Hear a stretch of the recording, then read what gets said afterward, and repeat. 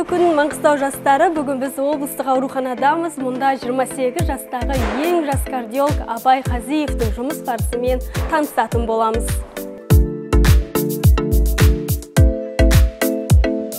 Осы Маңғыстау облыстық ауруханасында жұмыс істеп жатқаныма 1 жыл болды. Өзім мынақта кардиолог ретінде жұмыс істеп жүрмін, кардиолог және интервенционды кардиолог.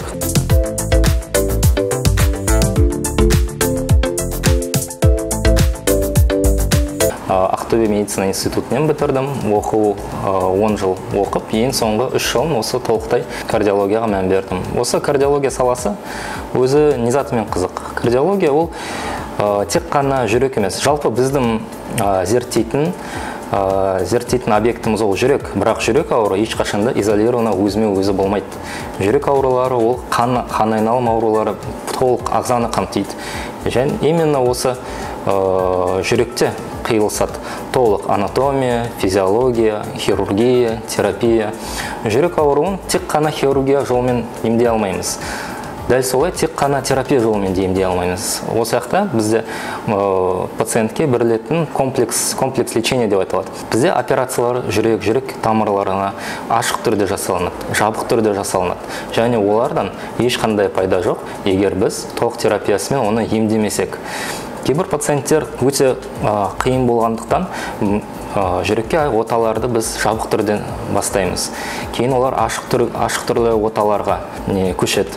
Осы операцияға қатысып бастағаным мен институттан бастап қатысып бастадым. Енді өзім толық бастағаным осы 1 жыл болды.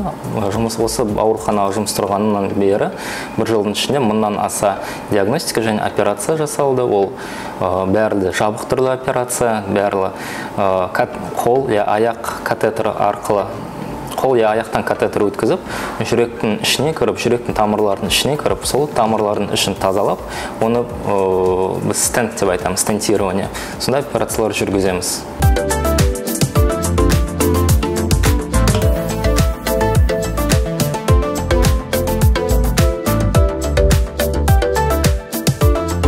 Пациенттермен жұмыс істеу тек қана пациенттерді емдеу емес, пациенттерге дәрі-дәрмек жазып, ота істеу.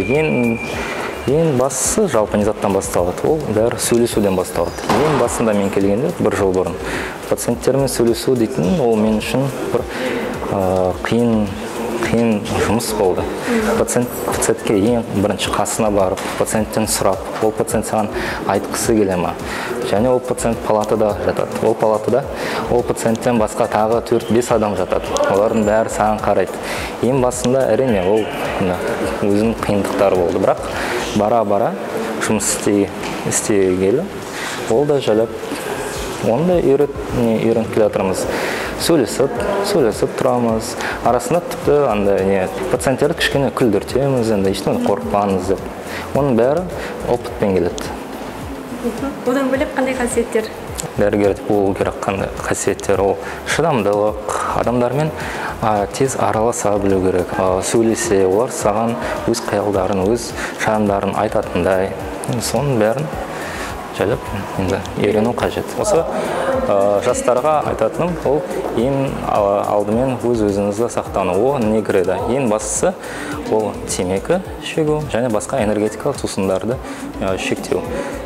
Тек темекі дейтін ол тек қана жүрекке емес, ол тек қана және өкпеге емес, ол бүкіл толық ағзаға зиянын келтіреді. Сол үшін ең айтатыным содан бастау керек.